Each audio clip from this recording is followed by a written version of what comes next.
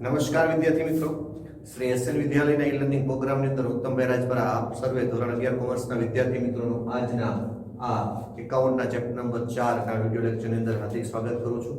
આજે આપણે ઉદાહરણ 12 છે એનો ત્રીજો પાઠ એટલે કે છેલ્લો જે પાઠ છે આજના દિવસે આ ઉદાહરણ આપણે પૂરું જાહેર કરીશું એટલે કે પૂરું કરી દઈશું આજે. બરાબર છે. આ ઉદાહરણની અંદર આપણે જોતા જઈએ તો આપણે લાસ્ટમાં જે પૂરું કર્યું હતું 21 તારીખનો વ્યવહાર હતો. હવે તારીખ 22 નો વ્યવહારથી જોઈએ.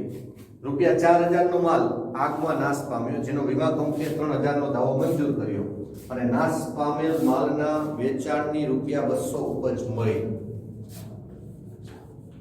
ચલો અહીંયા સૌપ્રથમ કેટલાનો માલ નાશ પામ્યો છે? 4000, જેના વીમા કંપની કેટલા મંજૂર કરે છે? 3000. જે વીમા કંપની દાવો મંજૂર કરે એટલી રકમ આપણી લેણી કહેવાય વીમા કંપની ખાતે ઉધાર. આપણે ખ્યાલ છે કે જે રકમ વીમા કંપની મંજૂર કરે છે આપણું લેણું થાય એટલે વીમા કંપની ખાતે ઉધાર. કેટલા લેણા કર્યા વીમા કંપનીએ? એટલે કે આપણે વીમા કંપની પાસે કેટલા લેણા થયા? 3000. એટલે જે દાવો મંજૂર કર્યો તો એ ઓકે.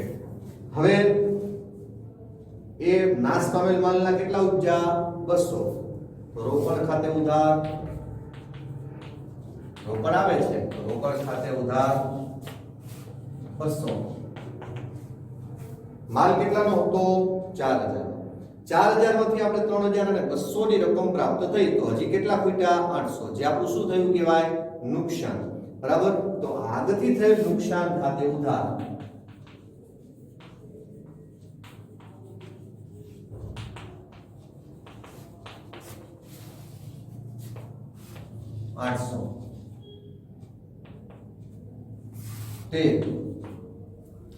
તે ખરીદ ખાતે જમા. વેચાણ સિવાયની કોઈ પણ સંજોગોમાં માલ આવી રીતે બળી જતો હોય, ચોરાઈ જતો હોય, નુકસાન થતું હોય, ઉપાડથી લઈ જતા હોય તો ખરીદ ખાતે જમા લખાય છે. કુલ રકમ કેટલી હતી માલની? તો કે 4000. 4000 ની મૂળ કિંમત હતી. બાબત જે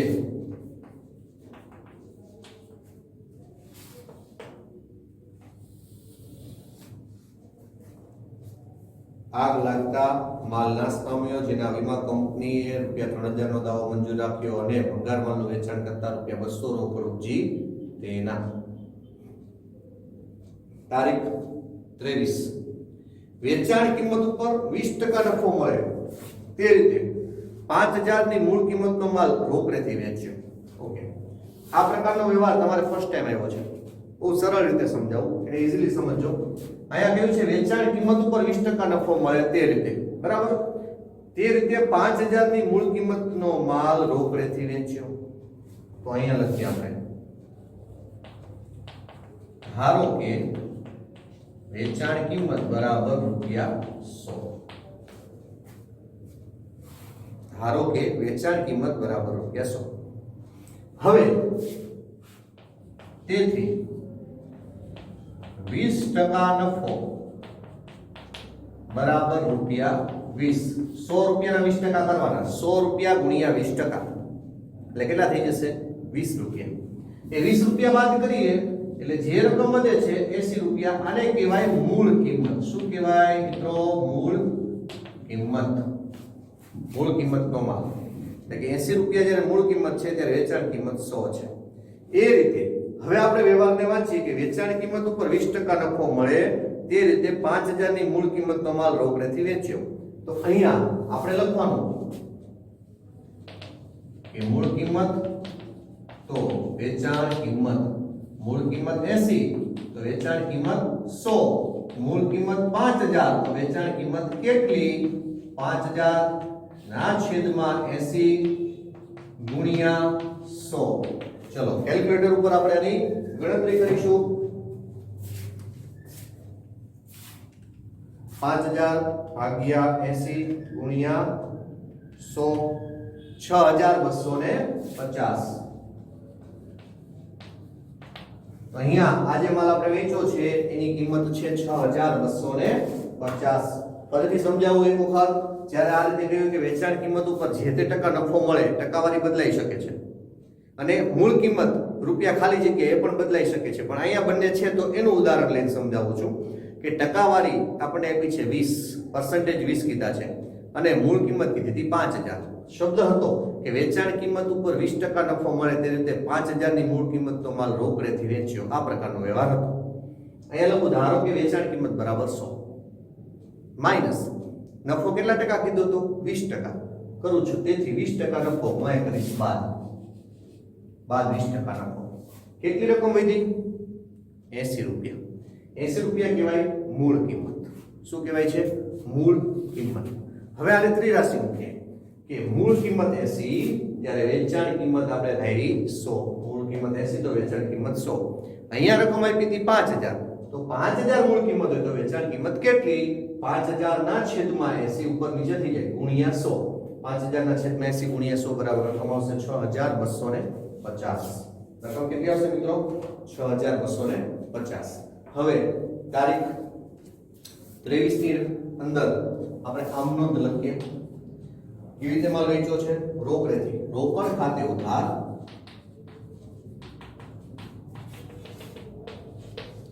તે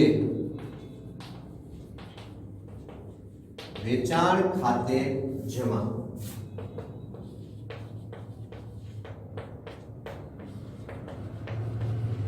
₹6250.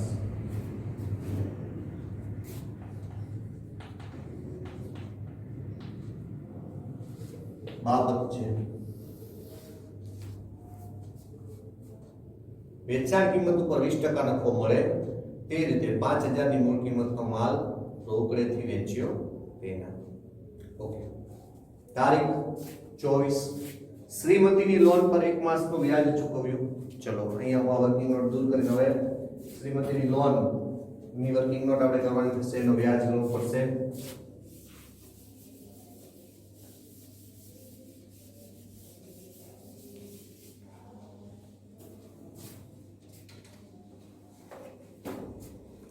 અચ્છા, હવે આપણે જોઈએ તારીખ 2 ના રોજ 30000 ની લોન આપણે શ્રીમતીજી પાસેથી 10% ના વ્યાજે લીધી તેવું કહ્યું છે. આ જે વ્યવહાર છે એ 24મી તારીખનો વ્યવહાર છે. આપણે એની વર્કિંગ નોટ કરીએ છીએ. એની કિંમત હતી શ્રીમતીજી પાસેથી લોન લીધી હતી, રકમ હતી 30000. 30000 એના 10% એટલે કે 10/100 ગુણ્યા આ જે 10% છે 12 માસનું વ્યાજ છે. તો આપણે તો 1 માસનું વ્યાજ ચૂકવ્યું છે, તો ગુણ્યા 1/12. એને કેલ્ક્યુલેટર ઉપર આપણે ગણતરી કરીએ. 30000 ગુણ્યા 10% ગુણ્યા 1/12 એ રકમ આવશે 250. રકમ આવશે 250. 250 ની આપણે નોંધ કરવાની થશે. આ જે વ્યાજ છે 250 આવ્યું. કઈ રીતે ફરીથી સમજાવું? તારીખ 2 ના રોજ આપણે કીધું હતું કે શ્રીમતીજી પાસેથી 30000 ની લોન 10% ના વ્યાજે લીધી. એને અનુલક્ષી અને તારીખ 24 ના રોજ આપણને હવાલો આપ્યો હતો કે શ્રીમતીની લોન પર 1 માસનું વ્યાજ ચૂકવ્યું. તો 1 માસનું વ્યાજ કેટલું થાય એની આપણે ગણતરી કરીએ છીએ. 30000 ગુણ્યા 10% એટલે 3000. ઓરલ તમે આની ભાઈ નોંધ કરી શકો કે 30000 ગુણ્યા 10% બરાબર 3000. 3000 એ 12 મહિનાનું વ્યાજ છે 10%. તો એના ભાગ્યા 12, તો 1 માસનું વ્યાજ આવશે ₹250. બરાબર? તો અહીંયા આ જે રકમનું વ્યાજ આપણે ચૂકવું છે, રોકડ જાય છે અને શ્રીમતીજીની લોન પરનું વ્યાજ છે. શબ્દ જે આપ્યા છે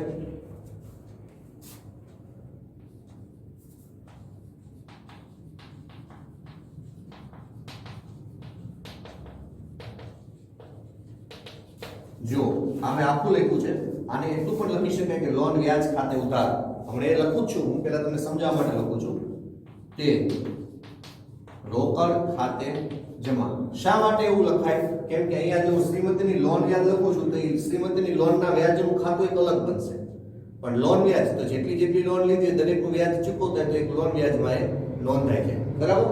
અહીંયા આખો શબ્દ ન લખતા આને એટલું જ લખાય કે લોન વ્યાજ ખાતે ઉધાર, કારણ કે એ આપણા માટે ખર્ચ છે, માટે ઉધાર થાય છે.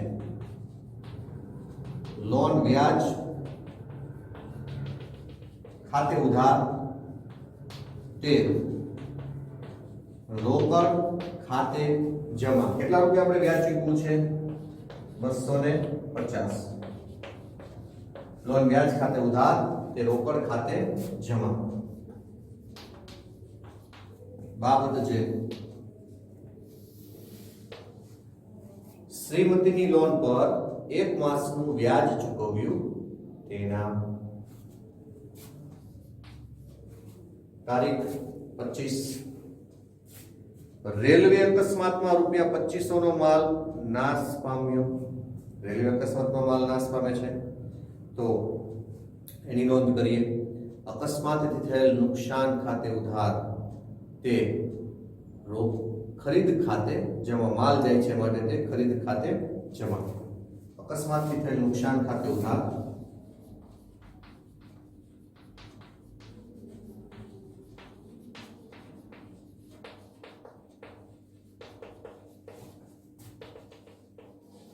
અકસ્માતથી થયેલ નુકસાન ખાતે ઉધાર, તે ખરીદ ખાતે જમા. અચ્છા, કેટલાનું આપણે નુકસાન થાય છે? તો કે 2500 નો. 2500 નો માલ નાશ પામે છે, એનું કઈ ઉપજવાનું નથી.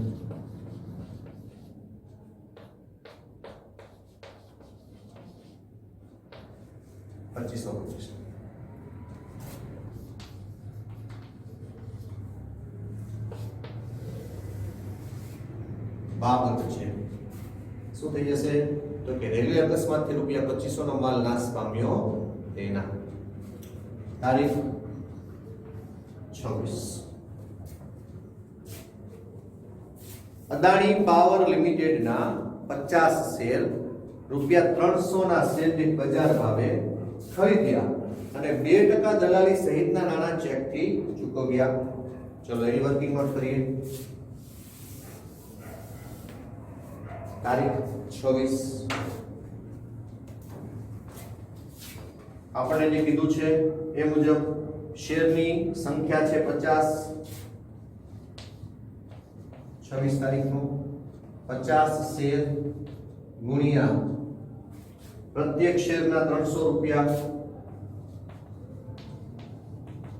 બરાબર ₹15,000 થાય. જોઈએ 50 ગુણ્યા 300 બરાબર 15,000. આ જે 15,000 છે એ શેરની કિંમત થઈ બરાબર, પ્લસ આપણે અહીંયા આ જે શેરની કિંમત છે એની અંદર 2% દલાલી સહિતના નાણાં ચૂકવવાના છે. તો 15,000 જે રકમ આવી 15,000 ગુણ્યા 2% એટલે 300 પ્લસ અહીંયા આપણે લખીએ છીએ પ્લસ દલાલી. એવી રીતે એવી નોંધું છું 15,000 ગુણ્યા 2/100 બરાબર 300. ટોટલ રકમ કેટલી થઈ ગઈ? 15,300. ટોટલ રકમ કેટલી થઈ ગઈ? 15,300. આ જે રકમ છે એ આપણે ચેક થી ચૂકવેલી છે. તો એક પ્રકારનું શેર રોકાણ છે. શેરમાં આપણે જ્યારે રોકાણ કરતા હોય ત્યારે એની જે દલાલીની રકમ છે મિલકતમાં પ્લસ થાય, એ રીતે દલાલીની રકમ પણ આ જ રીતે અહીંયા પ્લસ થઈ જશે. તો શેર રોકાણ ખાતે ઉધાર, શેર રોકાણ આમ જોઈએ તો 15,000 નું છે.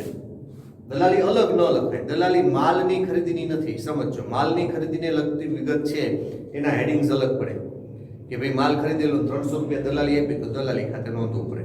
પણ અહીંયા જે તે મિલકત ખરીદીએ છીએ, આ રોકાણ છે, એક પ્રકારની મિલકત છે, ચાલુ મિલકત. તો એ રોકાણ કરીએ છીએ અને એના કારણે આપણે વધારાની જે દલાલી સ્વરૂપે રકમ આપીએ છીએ એ પેઢીનો મિલકતની ખરીદીને લગતો ખર્ચ કહેવાય, જે મિલકતમાં ઇન્ક્લુડ થાય, ઉમેરવામાં આવે. બરાબર?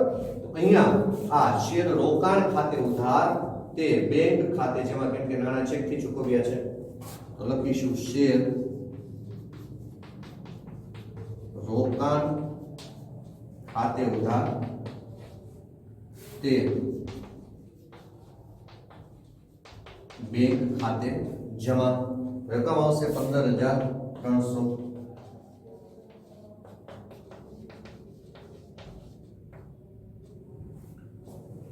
બાબત છે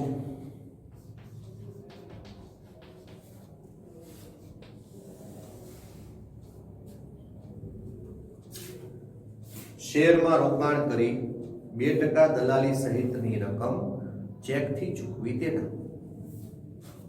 અહીંયા અદાણી પાવર શબ્દ આપ્યો છે, એ લખી શકો. નામ ન લખવું હોય તો ન લખો, એઝ યુ લાઈક. એમાં કોઈ પ્રશ્ન નથી બાબત જેમાં. ત્યારબાદ તારીખ 27. અચ્છા, 27 તારીખનો જે વ્યવહાર છે હું અહીં નોંધું છું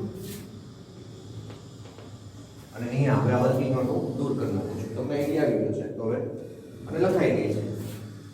અને આને અનુલક્ષીને આગળ કઈ નથી આવવાનું, કેમ કે જે તે વ્યવહારમાં માલની ખરીદી, વેચાણ, એમાં પરત, અડધી રકમ એ બધા પોઈન્ટ પૂરા થયા. હવે આપણે રેગ્યુલર જે માલે છે એ મુજબ આવશે વ્યવહારો. તારીખ 27. ₹2500 નું ધંધાનું કમ્પ્યુટર કરુણાને ₹1000 માં વેચ્યું. તો 1000 માં વેચ્યું, બદલામાં કરુણાએ નાણાં ચૂકવાય એવું નથી કહ્યું, એટલે વ્યવહાર ઉધાર જ છે. કરુણા પાસેથી આપણે 1000 લેણા થયા ધંધાને. આપણે લખીશું કરુણા ખાતે ઉધાર 1000. આગળ કમ્પ્યુટરની મૂળ કિંમત હતી 2500, તો એનો મતલબ થયો કે 1500 રૂપિયા આપણે હજી લેણા નથી થવાના, હવે પૂરા થઈ ગયા, એ નુકસાન થયું. તો કોમ્પ્યુટર વેચાણના નુકસાન ખાતે ઉધાર. કોમ્પ્યુટર વેચતા 1500 નું નુકસાન થયું, નુકસાન ઉધાર થશે. કોમ્પ્યુટર વેચાણના નુકસાન ખાતે ઉધાર 1500. કે કોમ્પ્યુટરની મૂળ કિંમત હતી 2500, તો તે કમ્પ્યુટર ખાતે જમા. કમ્પ્યુટરનું ખાતું બંધ થયું અત્યારે.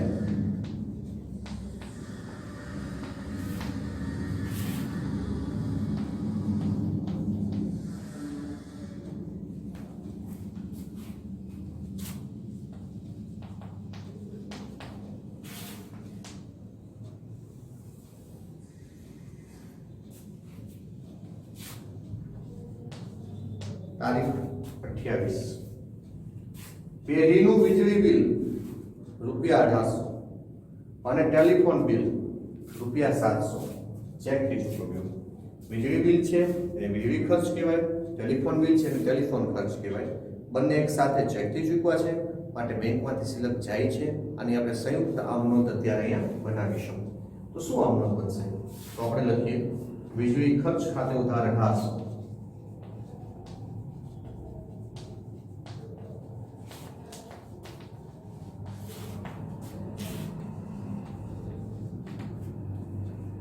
टेलीफोन खर्च खाते उधार 700.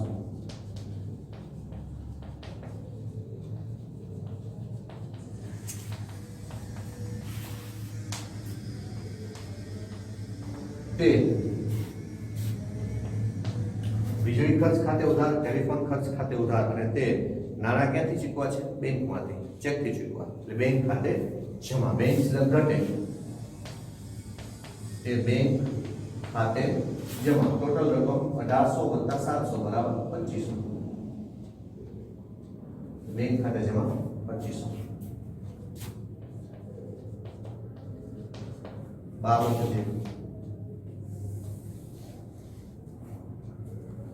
બાબત છે કે વીજળી બિલ અને ટેલિફોન બિલની રકમ ચેકથી ચૂકવી તેના. ત્યારબાદ તારીખ 29. બેંકે વ્યાજના ₹200 જમા કર્યા છે અને 100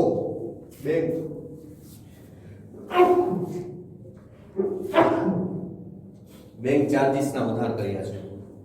બેંકે વ્યાજના 200 જમા કર્યા છે. અચ્છા, ચલો બેંક જે રકમ જમા કરે છે એનાથી બેંક સિલકમાં વધારો થશે. તો બેંક ખાતે ઉધાર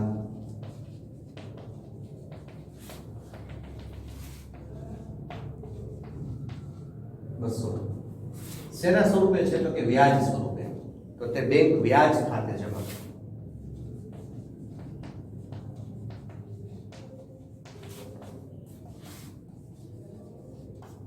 બેંકે આપણા ખાતામાં 200 જમા કર્યા એટલે એનો મતલબ બેંક વ્યાજ આપણને મળ્યું. મળે તો હાથો હાથ તો નથી આવવાનું. બેંક ના આપણા છે તે એકાઉન્ટમાં એ રકમ પ્રાપ્ત થશે તો બેંક સિલક વધશે. બેંક સિલક વધે તો ઉધાર. શેના સ્વરૂપે? વ્યાજ. વ્યાજ આવક ઉપજ કે લાભ ખાતે જમા કરો. બેંક વ્યાજ એ આવક છે, બેંક વ્યાજ ખાતે જમા કર્યું. બાબત છે બેંકે વ્યાજની રકમ જમા કરી તેના. ત્યારબાદ રૂપિયા 100 બેંક ચાર્જીસના ઉધાર કર્યા છે. બેંકે કેટલા રૂપિયા બેંક ચાર્જીસના ઉધાર કર્યા? 100 રૂપિયા. એ જ તારીખના વ્યવહારની અંદર આપણે એની નોંધ કરીએ. તો બેંક ચાર્જીસ એ ધંધાનો ખર્ચ છે, માટે બેંક ચાર્જીસ ખાતે ઉધાર થઈ જશે. બેંક ચાર્જીસ ખાતે ઉધાર. જેમ વ્યાજ આવક હતી તો જમા કર્યું તો બેંક વ્યાજ, અહીંયા બેંક ચાર્જીસ ખર્ચ છે તો બેંક ચાર્જીસ ખાતે ઉધાર. આ રકમ પણ બેંક આપણી પાસે હાથોહાથ નથી લેતા, એ આપણા બેંક એકાઉન્ટમાંથી ઓછી કરે છે. તો બેંક એકાઉન્ટમાં જ્યારે રકમ વધતી હતી ત્યારે આપણે બેંક ખાતે ઉધાર કર્યું, તો બેંક સિલક વધે તો ઉધાર કરીએ છીએ, ઘટે તો અમે શું કરીશું? જમા કરીશું. તો તે બેંક ખાતે જમા.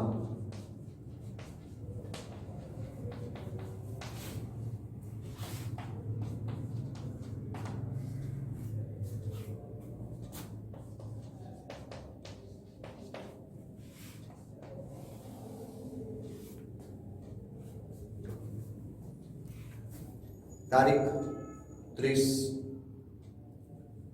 29 તારીખના બે વ્યવહાર હતા. ત્યારબાદ તારીખ 30 રૂપિયા 500 નો માલ ચોરાઈ ગયો અને રૂપિયા 200 નો માલ વરસાદમાં પલળી ગયો.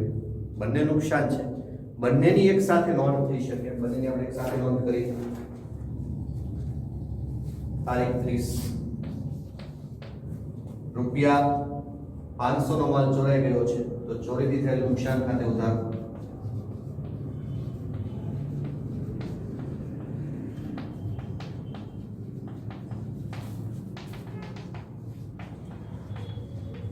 $500. 200 નો માલ વરસાદમાં પલળી ગયો છે,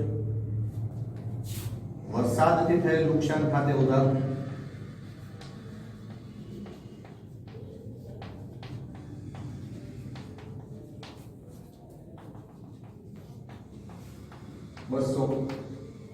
તે અહીંયા રોકડ નથી જતી, પરંતુ માલ પલળી ગયો છે, માલ ચોરાઈ ગયો છે, તો અન્ય સંજોગોમાં, વેચાણ સિવાયના અન્ય કોઈ પણ સંજોગોમાં જ્યારે માલ જતો હોય તે ખરીદ ખાતે જમા લખાય છે. તે ખરીદ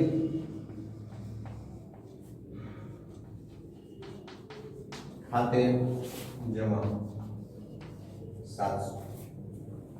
ચોરીથી થયેલ નુકસાન ખાતે ઉધાર 500, વરસાદથી થયેલ નુકસાન ખાતે ઉધાર 200, તે ખરીદ ખાતે જમા 700.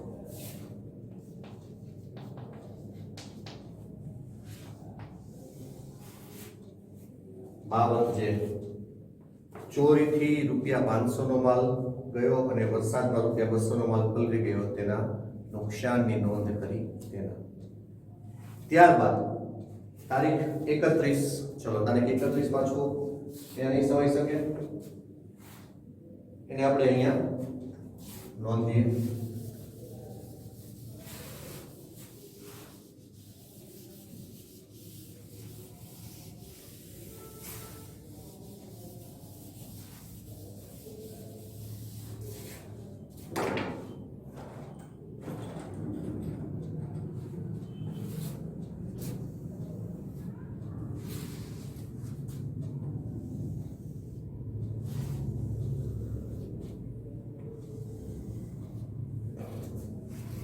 તારીખ 31 રૂપિયા 1000 ના છૂટા લીધા, જેમાં રૂપિયા 100 ની એક નોટ ખોટી આવી ગઈ, જેનું બજારમાં કશું ઉપજી શકે તેમ નથી, અથવા જેનું બજારમાં કશું ઉપજે તેમ નથી. તો આ જે 100 રૂપિયાની નોટ ખોટી આવી ગઈ છે એની આપણે નોંધ કરી. એને કહેવાય પરચુરણ ખર્ચ. તારીખ 31 પરચુરણ નુકસાન, સોરી ખર્ચની ઘટ પરચુરણ નુકસાન. આ એક પ્રકારનું નુકસાન છે, કેમ કે આપણે છૂટા લીધા હતા 1000 ના. જો કે અત્યારના સંજોગોમાં અત્યારે 1000 ની નોટ ચલણમાં નથી, એ આપણે જાણીએ છીએ, બટ અહીંયા જે વ્યવહાર છે એને અનુલક્ષીને આપણે નોંધીએ. હા, એવું બની શકે 500 500 ની બે નોટ એમ કરીને 1000 તો છૂટા હોઈ શકે, બટ અહીંયા આપણે લખીએ કે પરચુરણ નુકસાન ખાતે ઉધાર.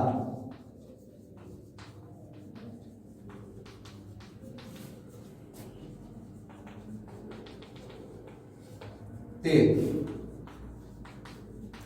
આ નુકસાનમાં રોકડ જાય છે.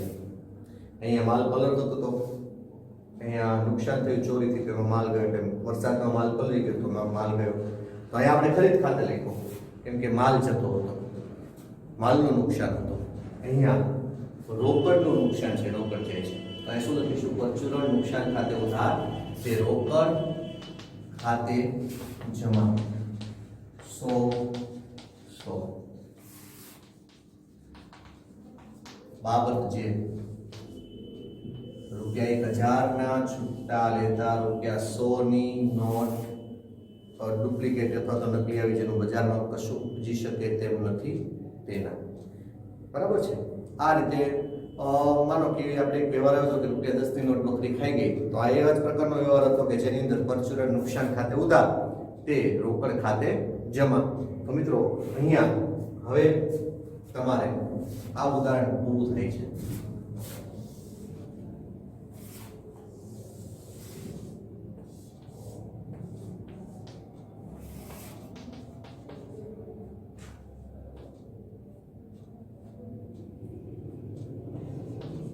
કુલ સરવાળો આ પ્રકાર આપણે નોંધવાનું છે, કુલ સરવાળો બરાબર। અને અત્યાર સુધીના જે વ્યવહાર થયા 31 + 1 32 આવા અને ક્યાંક 14મી તારીખના એ પ્રકારના જે વ્યવહારો હતા જે બિનાર્થિક વ્યવહારો હતા, તો એને બાદ કરતા જે પણ સરવાળો થતા હોય મીન્સ કે તમારે ઉધાર અને જમા બાજુના જે પણ ઉધાર બાકી રકમ જમા બાકી રકમ અથવા તો ઉધાર રકમ જમા રકમ જે તમે નોંધ્યું છે એના જે સરવાળા થાય છે તમારે પર્ટિક્યુલર નોંધી દેવાના છે। તો આજના આપણા આ વિડિયો લેક્ચરની અંદર આપણે તારીખ 31 સુધીનું જે કાર્ય છે એ પૂરું થઈ ગયું છે, એટલે કે ઉદાહરણ 12 આપણે અહીંયા સમાપ્ત થાય છે। મિત્રો આ વિડિયો લેક્ચરને અનુલક્ષી અને આના આગળના પહેલા અને બીજા બે વિડિયો લેક્ચરને અનુલક્ષી અને જો તમને ક્યાંય પણ ક્વેરી હોય તો તમે એની ટાઈમ જ્યારે શાળાએ આવો ત્યારે તમારી ક્વેરી સોલ્વ કરાવી આપવામાં આવશે। સો ડોન્ટ બી વરી કે હવે આ વ્યવહાર કેવી રીતે થાય છે અમને ખ્યાલ નથી આવતો। ફર્સ્ટ ઓફ ઓલ તમારે એક બે વખત એનું રિવિઝન કરી લેવું અને જો તેમ છતાંય ખ્યાલ ન આવે તો આપ શાળાએ આવશો ત્યારે શ્યોર તમને એ સોલ્વ કરાવી આપવામાં આવશે। સો તમે આ વ્યવહારોને એક સાથે નોંધજો અને સાથે સાથે એની જે વર્કિંગ નોટ છે એ વ્યવસ્થિત રીતે નોંધજો, જેથી કરી જ્યારે પણ તમે આ વ્યવહારો ફરીથી સમયને બાદ કરતા એકાદ મહિનો કે 15-20 દિવસ પછી ગમે ત્યારે જુઓ ત્યારે તમને એક ક્વેશ્ચન ક્રિએટ થાય કે આ કેવી રીતે રકમ આવી, તો એ રકમ તમે વર્કિંગ નોટ કરી તો તમને ખ્યાલ આવે। બરાબર છે મિત્રો? જય સ્વામિનારાયણ।